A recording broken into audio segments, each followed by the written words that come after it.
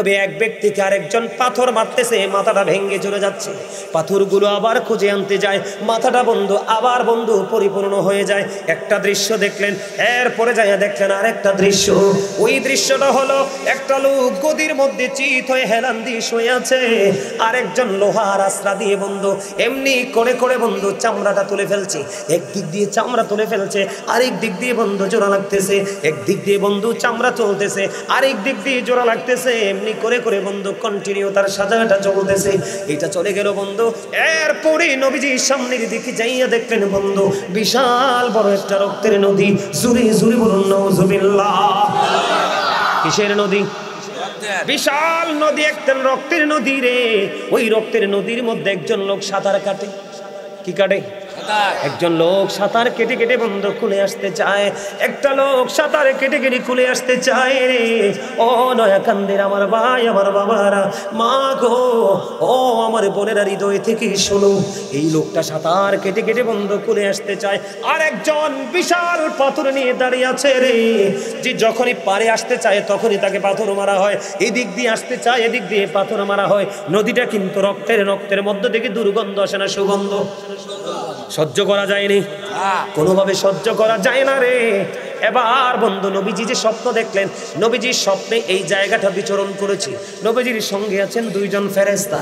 আমার নবীজি সব দৃশ্য যখন শেষ করলেন, শেষ করার সময় যখন ফিরে আসবে, এবার নবীজি ওই সঙ্গীদেরকে বললেন, সঙ্গীরা তোমরা আমাকে বলো। ওই যে সবগুলো বলতে পারবো না, অনেক লম্বা হাদিস বুখারী শরীফের মধ্যে এসছে হাদিস খানা। এবার কি করলেন নবীজি? তার সঙ্গীদেরকে প্রশ্ন করলেন, ওই যে রক্তের নদী আমি দেখতে পাইলাম রে, ওই রক্তের নদীর মধ্যে একটা লোক সাঁতার কেটে কেটে কোলে আসতে চায়, কিন্তু আরেকজন তাকে কোলে আসতে দেয় না, পাথর শুধু মারতেছে। এই লোকটা কে রে? এবার আমার নবীজিকে ফেরেশতারা ডেকে ডেকে বলে, ইয়া রাসূলুল্লাহ, ইয়া হাবিবাল্লাহ, নবী গো, এটা হলো পৃথিবীর সুদখোর। জোরে জোরে কন্যা নাউজুবিল্লাহ। আমার নবী বলছে, জান্নাতের বাগানে যখন যাও তোমরা ওখান থেকে একটু জান্নাতি ফল খেয়ে নিও। খাবেন? আমার সাথে বেশিক্ষণ না, কারণ প্রত্যেকটা পার্সন ডবল। একটু আগে শুরুতে বুঝাইছিলাম না, মানুষের দুনিয়াতে লাগবে দুনিয়ার খাবার, দেহের খাবার, আর এইখানে পাবেন আপনি রুহের খাবার। এখানে যা করবেন প্রশান্তি আসবে কোথায়? রুহে। জোরে কোন সুবহানাল্লাহ। জান্নাতি খাবার স্টার্ট। সুবহানাল্লাহ আলহামদুলিল্লাহ লা ইলাহা ইল্লাল্লাহ, সুবহানাল্লাহ আলহামদুলিল্লাহ লা ইলাহা ইল্লাল্লাহ, লা ইলাহা ইল্লাল্লাহ, লা ইলাহা ইল্লাল্লাহ। নবী আমার নূরের ফুতুল, জগৎ করলেন উজালা। নবী আমার নূরের ফুতুল, জগৎ করলেন উজালা।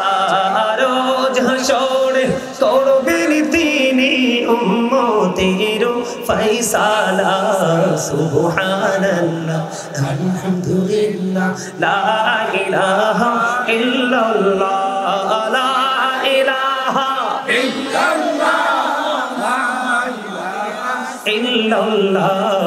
আরশ কুরসি লৌহ কলম সৃষ্টি জাহান ওসিলা। আরশ কুরসি লৌহ কলম সৃষ্টি জাহান ওসিলা। যে আল্লাহ খুশি হইয়া নাম রাখিলেন হাবিবুল্লাহ। সুবহানাল্লাহ আলহামদুলিল্লাহ লা ইলাহা ইল্লাল্লাহ, লা ইলাহা ইল্লাল্লাহ মুহাম্মাদুর রাসূলুল্লাহ সাল্লাল্লাহু আলাইহি ওয়াসাল্লাম।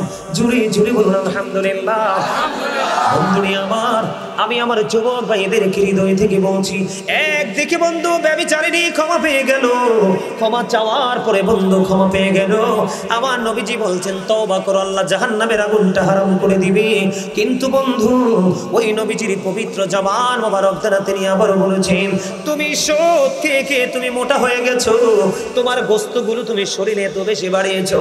আল্লাহর নবী বলেছেন, তোমার তওবাটা সেই দিন আল্লাহর দরবারে কবুল হবে রে, যেই দিন তুমি তোমার ওই হারাম গোস্তগুলোকে কমাইতে কমাইতে কমাইতে কমাইতে তুমি হালাল খাওয়ার সময় বডিটা যেমন ছিল ওই জায়গায় যদি তোমার বডিটাকে নিয়ে আসতে পারো তখন তোমার তওবা কবুল হবে, তার আগে তোমার ডাক আমার আল্লাহ শুনবে না।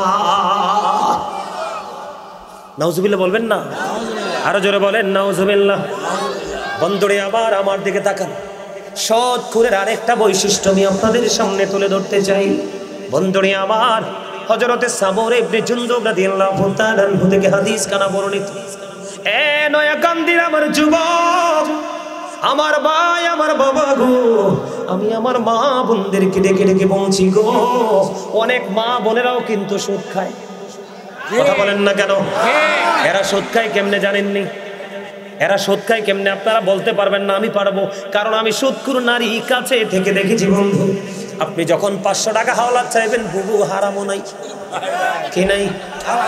যখন বলবা বুবু গো মাস শেষে কিছু বেনিফিট দিব, স্মার্ট ভাষা কি দিব? বেনিফিট দিব। আচ্ছা দাঁড়াবো, একটা কথা হইনালো, কয় কও কও কথাটা কি? কয় আমার বড় দুলাভাই তো বিদেশ থাকে, আমি জানি আফার অ্যাকাউন্টে অনেক টাকা আছে রে, তুমি যদি কিছু লাভ দিতে রাজি হও দুলাভাই আফা থেকে টাকাটা এনে দিব। আদতে কিন্তু টাকাটা বন্ধু তার নিজের। ঠিক কিনা বলেন? আছে না নাই? আমি আপনাকে বলি, আমি আপনাদেরকে বলে যাই, ও বন্ধু হাদিস খানা অনেক লম্বা। হযরতে সামর ইবনে জুনদুব রাদিয়াল্লাহু তাআলা আনহু থেকে হাদিস কানা বর্ণিত। হাদিসের বাবি আমার নবীজি প্রায় সময় সাহাবায়ে কেরামকে বলতেন, সাহাবীরা রে তোমরা কি কেউ আজকে স্বপ্ন দেখেছো? তোমরা কি কেউ আজকে স্বপ্ন দেখেছো? এবার সাহাবায়ে কেরাম বললেন, ইয়া রাসূলুল্লাহ, ইয়া হাবিবাল্লাহ, নবী গো আমাদের মধ্যে কেউ নবী গো স্বপ্ন দেখিনি। এবার নবীজি বললেন, আমি একটা স্বপ্ন দেখেছি, তোমরা সেটা জানতে চাও কিনা? ইয়া রাসূলুল্লাহ, ইয়া হাবিবাল্লাহ, নবী গো ও বন্ধু একটু প্রাণটা খুলে শুনে যান। আমি মনে করি এই আলোচনা শোনার পরে বন্ধু আগামী দিন আর কারো সুদ খাইতে মন চাইবে না। যদি আগামী দিন থেকে যদি সুদটা ছাড়তে পারো গো, আর হক যদি ধীরে ধীরে কৌশলে যদি তুমি তাকে ফিরিয়ে দিতে পারো, আল্লাহ তোমাকে আরো বেশি আপন করে নিবে কাছে। বন্ধুরে আমার নবীজি অনেকগুলো অপশন তুলে ধরলেন। একটা আমি বলি, একটা দেখতে পাইলেন নবী এক ব্যক্তিকে আরেকজন পাথর মারতেছে, মাথাটা ভেঙে চলে যাচ্ছে। পাথরগুলো আবার খুঁজে আনতে যায়, মাথাটা বন্ধু আবার বন্ধু পরিপূর্ণ হয়ে যায়। একটা দৃশ্য দেখলেন, এরপরে যাইয়া দেখলেন আরেকটা দৃশ্য। ওই দৃশ্যটা হলো একটা লোক গদির মধ্যে চিত হয়ে হেলান দিয়ে শুয়ে আছে, আরেকজন লোহার আশ্রা দিয়ে বন্ধু এমনি করে করে বন্ধু চামড়াটা তুলে ফেলছে। একদিক দিয়ে চামড়া তুলে ফেলছে, আরেক দিক দিয়ে বন্ধু জোড়া লাগতেছে, একদিক দিয়ে বন্ধু চামড়া চলতেছে, আরেক দিক দিয়ে জোড়া লাগতেছে, এমনি করে করে বন্ধু কন্টিনিউ তার সাজাটা চলতেছে। এটা চলে গেল বন্ধু। এরপরে নবীজি সামনের দিকে যাইয়া দেখলেন বন্ধু বিশাল বড় একটা রক্তের নদী। জোরে জোরে বলুন নাউজুবিল্লাহ। কিসের নদী? বিশাল নদী, একটা রক্তের নদী রে। ওই রক্তের নদীর মধ্যে একজন লোক সাঁতার কাটে। কি কাটে? একজন লোক সাঁতার কেটে কেটে বন্ধু খুলে আসতে চায়। একটা লোক সাঁতার কেটে কেটে খুলে আসতে চায় রে। ও নয়া কান্দের আমার ভাই, আমার বাবারা, মা গো, ও আমার বোনেরা, হৃদয় থেকে শোনো, এই লোকটা সাঁতার কেটে কেটে বন্ধু খুলে আসতে চায়। আর একজন বিশাল পাথর নিয়ে দাঁড়িয়ে আছে রে, যে যখনই পারে আসতে চায় তখনই তাকে পাথর মারা হয়, এদিক দিয়ে আসতে চায় এদিক দিয়ে পাথর মারা হয়। নদীটা কিন্তু রক্তের মধ্যে থেকে দুর্গন্ধ আসে না, সুগন্ধ। সহ্য করা যায়নি, কোনোভাবে সহ্য করা যায় না রে। এবার বন্ধু নবীজি যে স্বপ্ন দেখলেন, নবীজির স্বপ্নে এই জায়গাটা বিচরণ করেছে, নবীজির সঙ্গে আছেন দুইজন ফেরেশতা। আমার নবীজি বন্ধু সব দৃশ্য যখন শেষ করলেন, শেষ করার সময় যখন ফিরে আসবে, এবার নবীজি ওই সঙ্গীদেরকে বললেন, সঙ্গীরা তোমরা আমাকে বলো, ওই যে সবগুলো বলতে পারবো না, অনেক লম্বা হাদিস বন্ধু, বুখারী শরীফের মধ্যে এসেছে হাদিস খানা। এবার কি করলেন নবীজি তার সঙ্গীদেরকে প্রশ্ন করলেন, ওই যে রক্তের নদী আমি দেখতে পাইলাম রে, ওই রক্তের নদীর মধ্যে একটা লোক সাঁতার কেটে কেটে কোলে আসতে চায়, কিন্তু আরেকজন তাকে কোলে আসতে দেয় না, পাথর শুধু মারতেছে, লোকটা কে রে?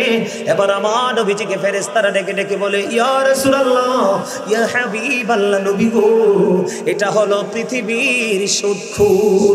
জোরে জোরে কন্যা নাউজুবিল্লাহ।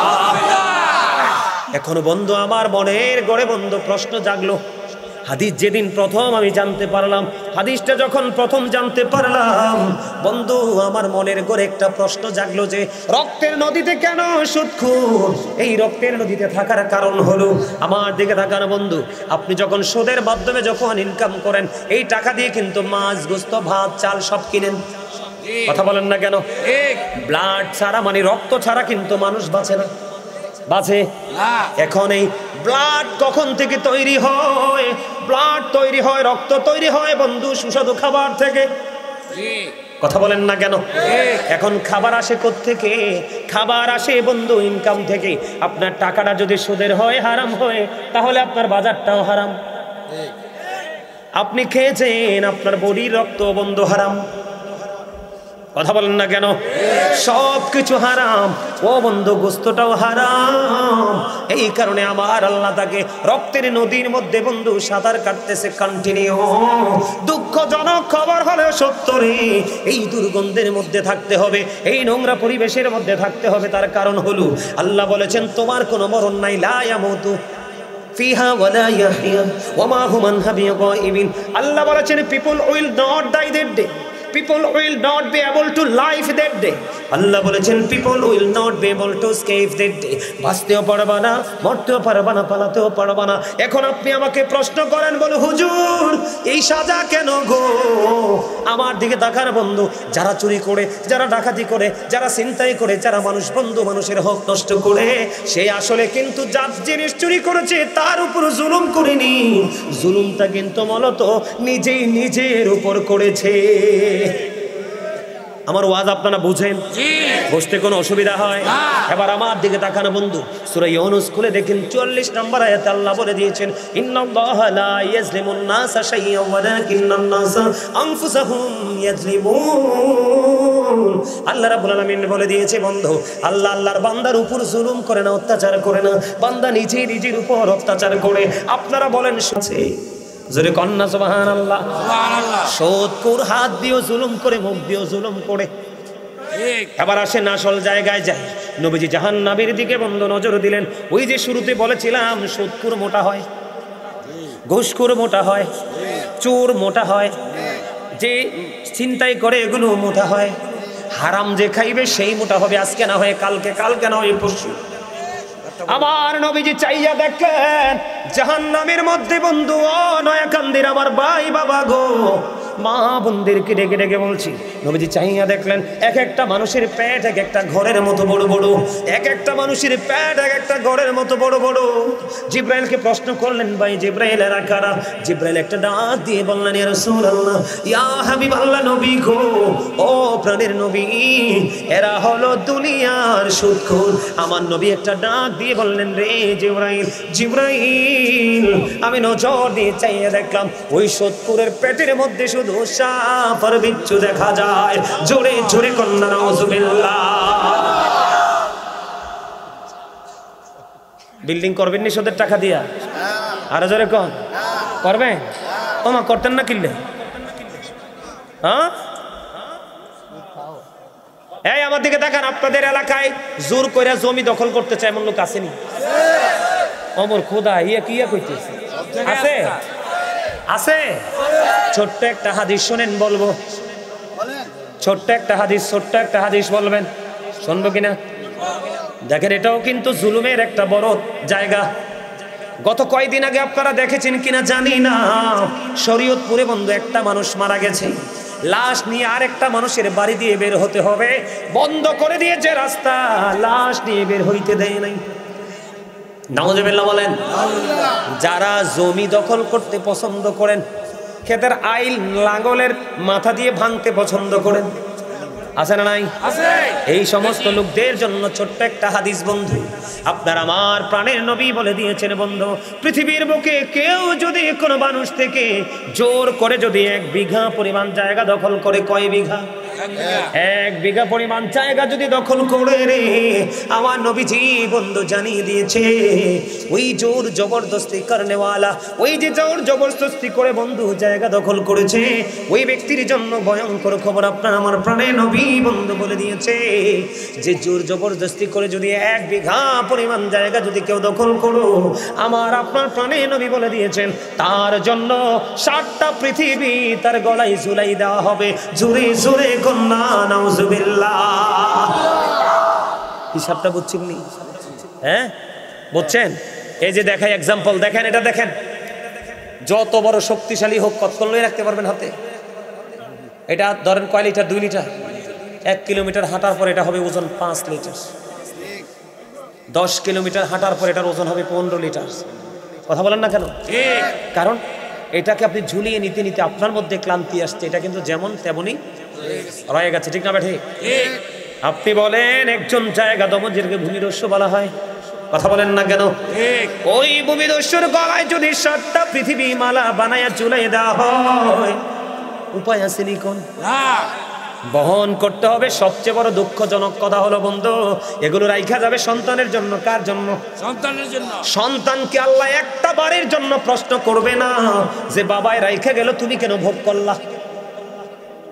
ভোগ করবে সন্তান, ভোগ করবে দাদার নাতি, ভোগ করবে বিবি, কিন্তু এটার খেসারত দিতে হবে বন্ধু শত্রুকে। জোরে জোরে বলেন না নাউজুবিল্লাহ। এবার আসেন বন্ধু, আপনার ইনকাম যেমন খাবারও কিন্তু তেমন, কথা বলেন না কেন?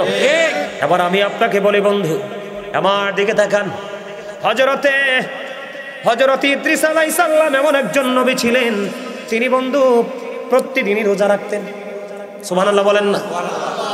তিনি যখন রোজা রাখতেন ওনার ইফতার গুলো বন্ধু জান্নাত থেকে আসতো, অবশিষ্ট যেইগুলো থাকতো আবার জান্নাতে চলে যেত। এই পৃথিবীর বুকে আমাদের মধ্যে বন্ধু মুমিন আছে রে, এই মুমিনগুলো যখন ইন্তেকাল করবে আল্লাহ বলেছেন ইনদা রাব্বিহিম ইউরযাকুন, আল্লাহ রাব্বুল আলামিন ওই মুমিনদের জন্য জান্নাতে খাবার বরাদ্দ দিয়েছে। জোরে জোরে বলুন সুবহানাল্লাহ। কারণ মুমিনেরটা অনেক মজার হবে। কি হবে? কথা কয় না কেন? মজার। আল্লাহর প্রতি শহীদ যারা, উচ্চ তাদের শান, মহান খোদা করেন তাদের মনে জীবন দান, রুহু তাদের বানাইয়া সবুজ বরণ পাখি, জান্নাতুল ফিরদাউস বিছে দেন যতনে রাখি, সেথায় থাকি খায় তাহারা জান্নাতি ফলমূল, উড়ে বেড়ায় রয় হামেশা খুশিতে মশগুল। জুরে কন্যা মারহাবা। কন্টিনিউ কি কোথিসে মশগুল? কারণ আমি যদি আপনাকে নিয়ামতের কথা না বলি তাহলে আপনি বন্ধু কিয়ামতরা বুঝবেন না। কথা কয় না কেন? আপনি হুসট খাইয়া না পড়লে ব্যথা কি জিনিস বুঝবেন না, জায়গাটাও চিনবেন না। আরো জোরে বলেন, জান্নাতি যারা হবে, পৃথিবীর বুকে যারা বন্ধু ত্যাগী হবে, সুদ খাইবে না, ঘুষ খাইবে না, পরের হক নষ্ট করবে না, আমি আপনাকে বলি এদেরকে আল্লাহ এত বড় জায়গা দিবে, এত বড় বিচরণের জায়গা দিবে কল্পনা করতে পারবেন না। পৃথিবীর মধ্যে সবচেয়ে দ্রুত দৌড়াইতে পারে যে ঘোড়াটা, ওই ঘোড়াটাকে যদি জান্নাতের যে একটা গাছ, এই গাছের ছায়ার নিচে যদি বন্ধু ঘুরতে দেওয়া হয়, বন্ধুরে আমার, বছরের পর বছর, বছরের পর বছর, বছরের পর বছর বন্ধু ওই গাছের ছায়ার নিচে দৌড়াতে থাকবে, কিন্তু এই গাছের ছায়া বন্ধু গুড়া শেষ হবে না। আপনি দুনিয়াতে জোর করে একটু জায়গার দরকার আছে নি? আপনার জন্য তো বিশাল কিছু বরাদ্দ। সুবহানাল্লাহ বলেন না কেন? আরো জোরে বলেন। সর্বশেষে যেই ব্যক্তিকে আল্লাহ জান্নাতে যাওয়ার অর্ডার দিবে, খেয়াল করেন মজার হাদিস, সর্বশেষে সবার শেষে আমার আল্লাহ যেই মানুষটাকে জান্নাতে যাওয়ার অর্ডার দিবে তার সব সাজা মাফ হয়ে যাবে। ওই ব্যক্তিটা যখন জান্নাতের কিনারায় যাবে গিয়ে তিনি ওখান থেকে ফিরে আসবে, ফিরে আসার পরে বন্ধু আল্লাহ ডাক দিয়ে বলবে ফিরে আসছো কোনো? আল্লাহ জান্নাতে জায়গা নাই। আল্লাহ কয় যাও আছে। সুবহানাল্লাহ বলেন না কেন? আবার ফিরে আসবে, আল্লাহ বলবে আবার যাও, আবার বন্ধু চলে যাবে। এমনি করে করে তিনি বারবার ফিরে আসবে, আল্লাহ বারবার বলবে তুমি যাও। তৃতীয়বার যাওয়ার পরে আমার আল্লাহ ডাক দিয়ে বলবে এমন 10টা পৃথিবীর চাইতেও বেশি তোমার জন্য জান্নাতে জায়গা বরাদ্দ আছে। এবার আসেন, এই জায়গাটা বললাম এই কারণে, আমার দিকে তাকান। জাহান্নামীদের কথা বলতে হবে, মজাটা বুঝবেন বন্ধু। জান্নাতীদের জন্য জান্নাতি খাবার। কি খাবার? জান্নাতীদের জন্য জান্নাতি খাবার, তাদের কোনো প্রস্রাব হবে না, পায়খানা হবে না, মলমূত্র ত্যাগ করবে না, ডেকুরের সঙ্গে সঙ্গে বন্ধু ফিনিশ হয়ে যাবে। আর যারা জাহান্নামী, সুদখোর যারা হবে, ঘুষখোর যারা হবে, বন্ধু অন্যায় অপরাধী যারা হবে,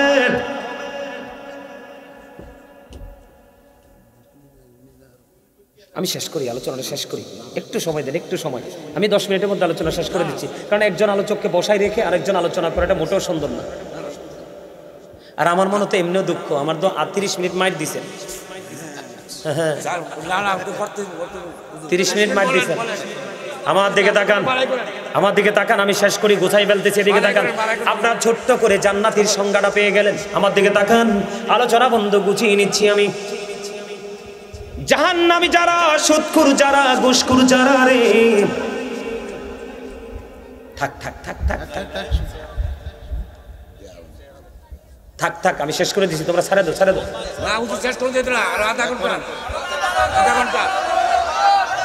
আমার আলোচনা বন্ধু আপনারা একটু মনটা দিয়ে শোনেন, কারণ শেষটা যদি না শোনেন আপনারা পুরোটা কিছুটাই বন্ধু বুঝতে পারবেন না।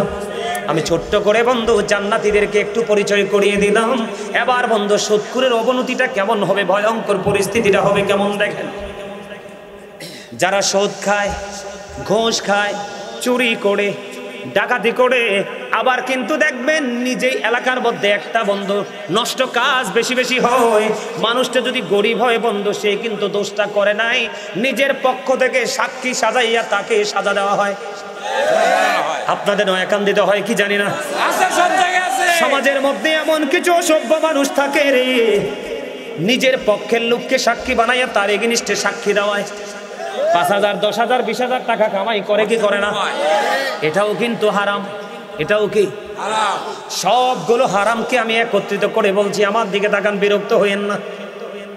আল্লাহর কোরআন খুঁজে বন্ধু খবর পেয়ে গেলাম, ওই জাহান্নামীদের জন্য আল্লাহ রাব্বুল আলামিন একটা খাবার বরাদ্দ রেখেছে বন্ধু, জাহান্নামীদের জন্য একটা খাবার বরাদ্দ রেখেছে।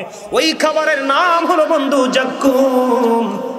জোরে জোরে কন্যা নাউজুবিল্লাহ, নাউজুবিল্লাহ। এটা কাঁটাযুক্ত, এত বিষাক্ত রে, আমি আপনাদেরকে কেমন করে বলবো বন্ধু। এই বর্তমানে যদি এই নয়াকান্দির জমিন, এই মাঠের মধ্যে যদি একটা ফোঁটা জাক্কুম পড়ে, কয় ফোঁটা? একটা ফোঁটা জাক্কুম যদি পড়ে রে ও বন্ধু, এই নয়াকান্দির জমিনে এখন জাক্কুম একটা ফোঁটা পড়বে। এই নয়াকান্দির জমিনে একটা ফোঁটা জাক্কুম পড়তে দেরি রে, গোটা পৃথিবীর মাটি বন্ধু বিষাক্ত হয়ে যাবে।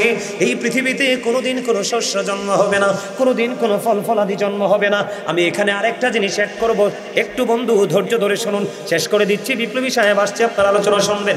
আমার দিকে তাকান, আমার দিকে তাকান। এই যে বিষাক্ত ফল, এটা বন্ধু জাহান্নামীদের জন্য বরাদ্দ, সুদখোর, ঘুষখোর, সিটার, বাটপারের জন্য বরাদ্দ আছে। এটা তাকে ভক্ষণ করতে হবে। পৃথিবীতে এই মুহূর্তে একটা ফোঁটা বললে যদি পৃথিবীর মাটি বন্ধু বিষাক্ত হয়ে যায়, তাহলে আপনারা বুঝেন এটার বিষ কেমন হতে পারে। কথাকে বুঝতে পারছেন? সহ্য করা যায়?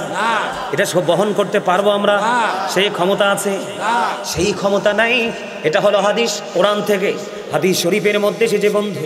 আপনার আমার প্রাণের নবী বলে দিয়েছে, ওই সমস্ত ক্যারেক্টারলেস পিপল যারা আছে, আমার নবীজি বলেছে, উম্মত সাবধান হয়ে আসো রে কবরে।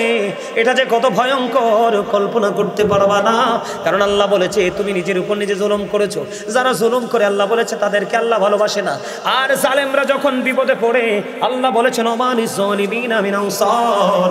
জালেমরা যখন বিপদে পড়ে আল্লাহ বলে দিয়েছে তাদের জন্য কোনো সাহায্যকারী আমার আল্লাহ রাখে নাই। জুরি জুরি কন্যা নাউজুবিল্লাহ। আপনি মনে করলেন জাক্কুম আপনি খাবেন না, আপনার রুচিতে সমস্যা, বিষাক্ত বেশি, আপনার জন্য আরেক ধরনের খাবার বরাদ্দ আছে। হাদিস শরীফের মধ্যে এসেছে বন্ধু, এটার নাম হলো তিনাতুল খাবার। আপনি গরিবের রক্ত চষে, দুঃখী মানুষের রক্ত চষে, কোরমা, ফলা, উটের গোস্ত, গরুর গোস্ত, খাসির গোস্ত, বড় বড় মাছ, বোয়াল মাছ, রুই মাছ, কাতল মাছ, ইলিশ মাছ আপনি খান, কিন্তু ওই গরিবের চোখের পানি পড়ে রে, আপনার হৃদয় পাথরের মতো হৃদয়টা গলে নাই। ওই গরিবের চোখের পানি সবগুলো বন্ধু আল্লাহর দরবারে বন্ধু জমা হয়ে আছে। আমি আপনাকে বলি, সুদখোর কিন্তু নামাজ পড়ে, কথা বলেন না কেন?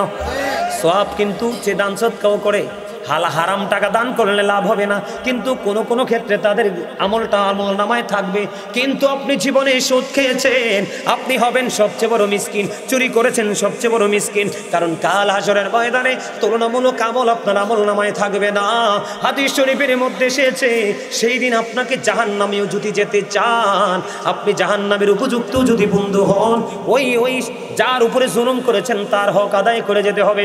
তার হকটা হলো আপনার আমল নামা যতটুকু আছে তা আপনি তাকে দিয়ে দিলেন, কারণ তার টাকা খাইয়া মরছেন। এখন আপনার আর তো নেক নাই, আমল নামায় কি নাই? আপনার আর কোনো ভালো পবিত্র আমল নাই। এবার আপনি বন্ধু কি করবেন? আল্লাহ রাব্বুল আলামিন বন্ধু সকল খবর জানিয়ে দিয়েছে, রাসূল আমাদেরকে ইনশিওর করেছে, নবীজি বন্ধু জানিয়ে দিয়েছে। তখন যেই পরিমাণ নেক দিলে আপনার আমলটা, আপনার যে ঋণটা পরিশোধ হইতো, ওই পরিমাণ পাপ আপনি গরিবের থেকে আনতে হবে। জোরে জোরে কন্যা নাউজুবিল্লাহ। খেয়াল করছেন?